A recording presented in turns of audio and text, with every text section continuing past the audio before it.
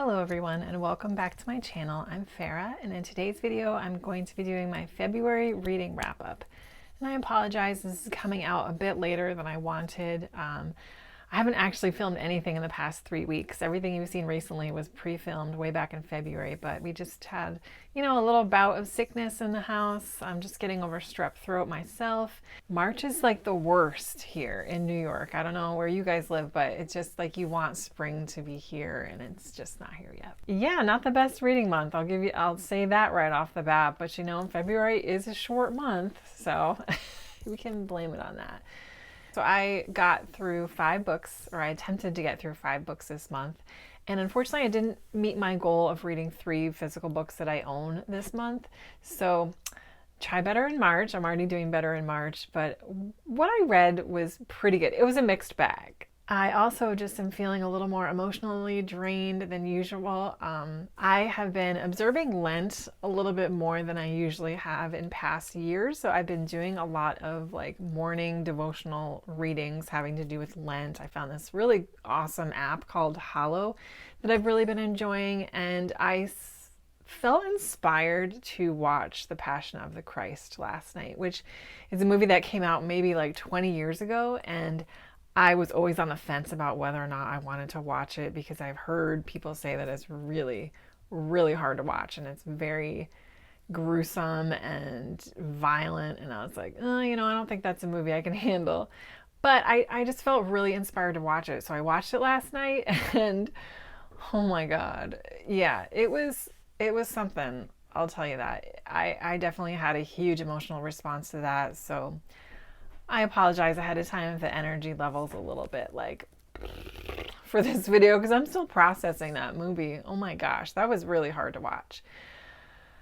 So anyway, let's get started with the books. The first book I have to talk to you guys about today is called Atlas of the Heart by Brené Brown. And this is a nonfiction book that talks about the many emotions that we experience throughout our lives that, and it kind of gives them language and definition and how to really figure out what you're saying as a means to be a better communicator. And so I thought this book was going to be something more like, this is a random book, but I thought it was going to be more like this, like you're reading a page, pages and pages as you go. So at first I tried the audiobook and it just did not work for me. Then I tried the ebook and I quickly realized that this is definitely more of a reference style book, not sort of a narrative nonfiction thing that you can sit down and read, but it's more like something to keep on your coffee table and flip through as you feel inspired. So I ended up getting about 30% into this and I just felt like I was, we're reading like emotion after emotion and the definition, and she's throwing in some personal stories and some plugs to her books and things that she's done in the past. And I was like, you know what, this isn't working. It's not working as an ebook. I did later on find the physical book in Target and I started flipping through it and I was like, oh wow, this is like a really beautiful book. And I can see how physically reading it would probably be so much of a different experience. So I put that book aside and I decided to just, I've had enough for now. And then if I ever find it in the library, I'll definitely give it another try. But that was Atlas of the Heart. I thought I was going to really like it. It just wasn't what I thought it was going to be. So the next book that I got to was called Fledgling by Octavia Butler. And this is my second Octavia Butler I've ever read. I read Kindred last year and it was one of my favorite books of the year. I absolutely loved it. And I decided to try another one of her works. So I tried Fledgling and this book was just, it was weird. It was weird. It was okay and I enjoyed it, but it's definitely not a book for everybody. So Fledgling is about, it's kind of hard to describe, but it's about this young girl about 10 or 11 years old who wakes up with complete amnesia. She doesn't know where she is. She's like wakes up in this cabin in the woods. There's all this ruin and death around her and she has no idea what's going on. She immediately starts having these very strange cravings. Like she needs to go hunt and she finds like a deer in the forest and she's able to kill it and eat it. Then she's sort of wandering around and she gets picked up by this 20-year-old guy. There's, how do I describe this? there's a scene right in the beginning where we realize what she is. And if you read the back of the cover, what she is she's actually a 53-year-old genetically modified vampire. And something happened to her and she lost her memory, and she needs to kind of figure out what's going on, where she came from, who are these people that did this to her and her family, and kind of has this rebirth in a sense of who she really is and what her life is meant to be. So the book was really interesting in terms of the way that Butler interwove the themes she wanted to talk about within the world building. I thought this book had a really good world building. She really created this culture of vampires. That's essentially what they are, but they're kind of aliens in a sense as well. But she really created like a rich culture of them and kind of what their system is and how they have this symbiotic relationship between humans. And they have an intricate sort of relationship between the humans that become really bonded to them, as well as mating with other vampires. It has a lot of sexuality within the book. It's not graphically talked about, but it is described in some ways. But the part that was really hard for me was that our main character, even though she's a 53-year-old vampire, she's still in the body of a 10-year-old. And before this man that picks her up knows that, there is a predatory sense within him onto her.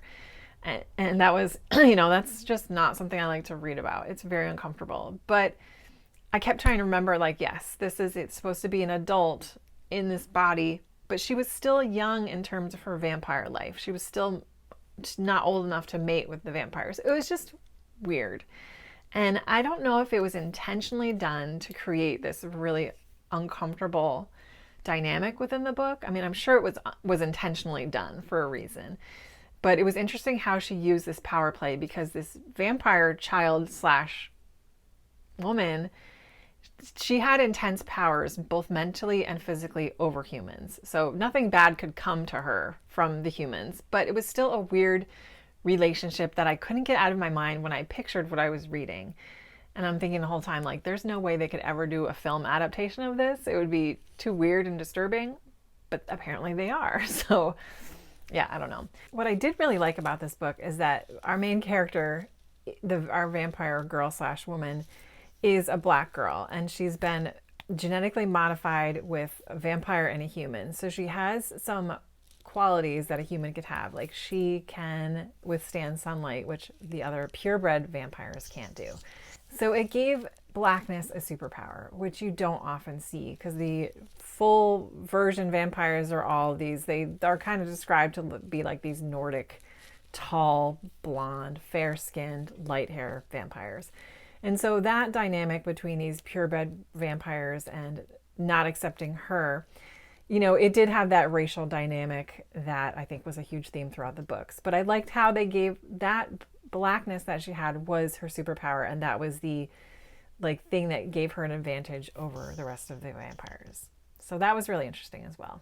I will say this did work really well on audio. The writing was okay. If anything, it felt a little bland, though. It was short sentences. At times it was very dialogue heavy.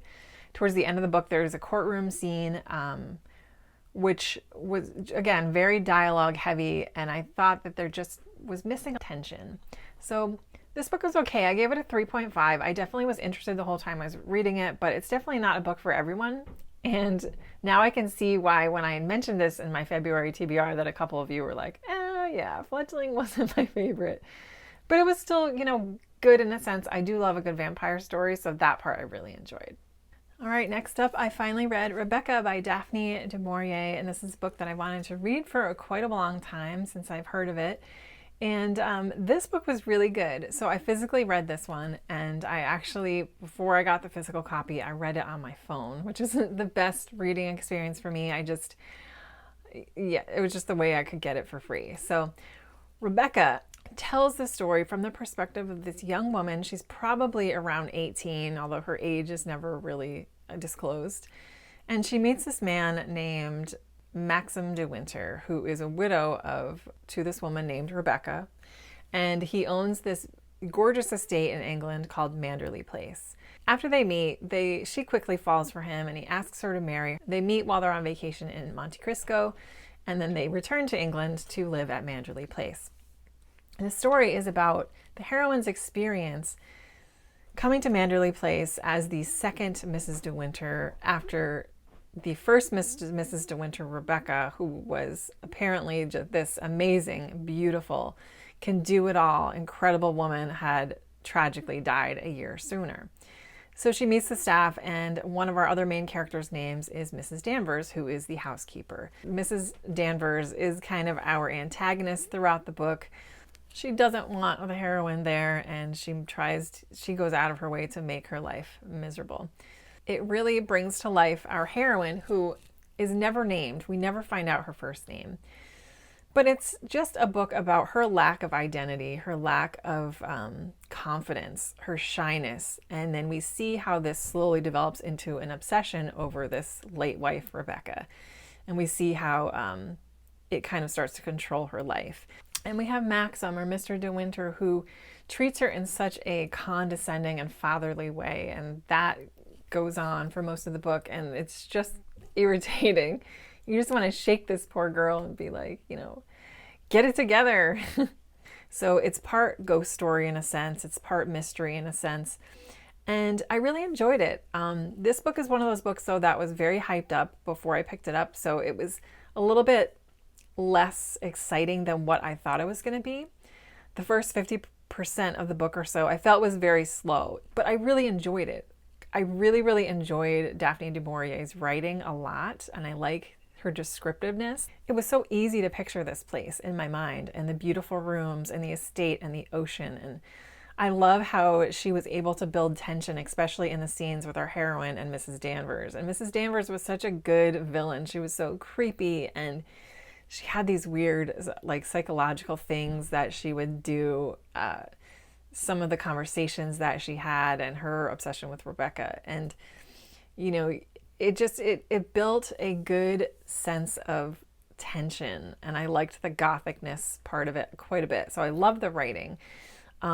This is a book, though, that I feel like I would have really, really enjoyed if I read it in my 20s, because I could relate to a lot of what our heroine was going through in terms of her under self-confidence, her shyness, her just clinging to this man as like a source of love and as a source of self-worth within herself. But now that I'm older, I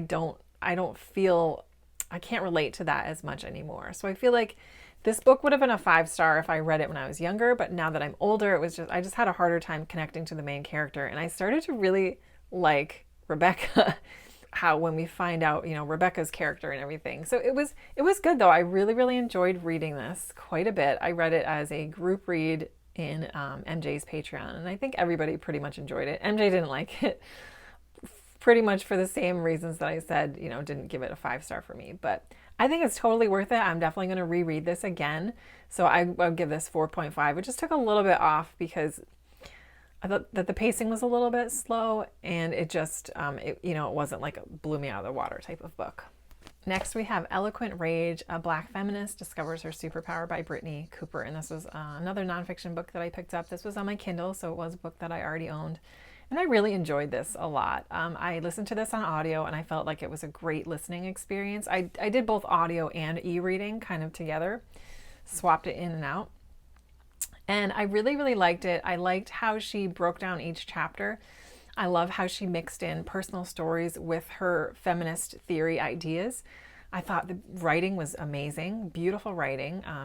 I learned a lot from this book. I really learned a lot about the perspective of a Black woman who is also showcasing feminism and what that means to her and her community, and the things that are important to her and should be important to all of us. And she did such a great job of mixing humor in as well. So I found myself laughing a lot. And although the title says Eloquent Rage, I think she really conveyed that perfectly. It's like an anger about what's going on, but it's done in an eloquent and thoughtful and constructive way instead of just blindly being angry.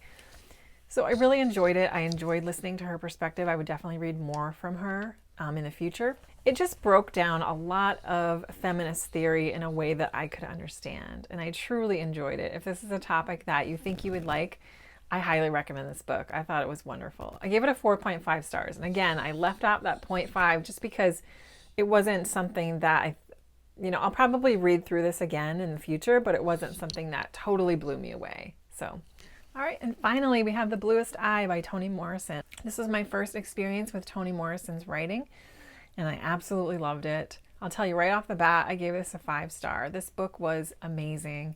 It was incredible. It had such an emotional impact on me, and I could not find anything wrong with it. I thought it was a perfect book.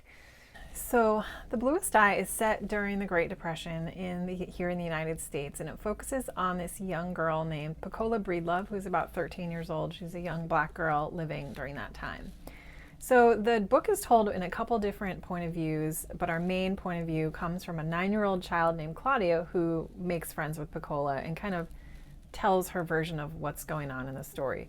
But we also get kind of an overview narrator that tells us Pecola's perspective, and then we have individual narrators that kind of talk about Pecola's parents in a sense, and a few other characters that show up later on in the book.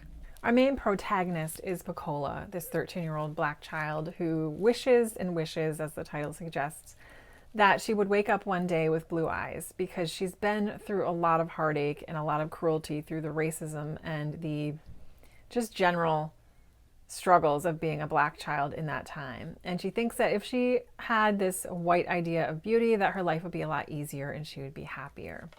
So the book really focuses on how that ideal of white beauty is such a disadvantage to the young black community, especially young black girls who don't have any examples of beauty yet to hold on to and to value and cherish. So what's interesting about Claudia is that because she's younger, she doesn't subscribe to this vision of white beauty. She doesn't like her little blonde, blue-eyed dolls. She doesn't like Shirley Temple. So there's a contrast between Claudia's innocence of still not, being corrupted by this idea of Hollywood and the breakout of all these different movies, with Pecola and Claudia's older sister who really cling on to this. So there's a tragic event that's foreshadowed in the prologue that we know right away something really bad is going to happen. And we're told what happens, but so the majority of the book kind of leads you up to this event and the aftermath of what happens. And so most of the book talks about the cruelties that happened to this child and, by both society and her family. And it does go into the perspectives of some of the people doing these cruel things. So what I really liked about The Bluest Eye was that the writing was incredibly beautiful. It was so poetic. The prose was absolutely gorgeous. And I listened to the narration of this, which is done by Toni Morrison, and the way she read it had just such a beautiful, hypnotic sound to it. I was just so captivated by this story and the way it was told, the format that she tried to tell it in, the words that she used, even though it's pretty sensitive and dark topics, just the way it was written was so beautiful and just tragically poetic, I guess, if you could say. In a sense, it's a story about racial injustice and the damaging perspectives that we have of the idea of beauty during that time. It was just so sad to see, obviously, an innocent child being treated the way she was, and the cruelty and the failure of the adults around her to protect her and keep her safe. And there were examples of goodness within this, as like Claudia's family. But just, you just want this poor kid to get out of the situation she's in. It's just a heartbreaking story, but it was beautifully told. I absolutely love the writing. It was very moving for me. So I gave it a full 5 stars, and I'm definitely interested in reading more from Toni Morrison. This was just such a beautiful book. This book was one of the banned books. So actually both these books were banned books that I got to this month, which was great. So that about wraps up my reading month for February. It just took me a while to get through all of these books, and took me a while to make the video, but I hope you guys enjoyed it nonetheless. I would love to know if you guys have read any of these before and what your thoughts were. So that wraps up my reading month for February. I hope you guys enjoyed the video, and I hope you guys read some really amazing things, or are reading amazing things now that we're midway through March. But thank you very much for tuning in, and I will see you guys soon in my next video. And I hope you have a wonderful day. Take care, everyone.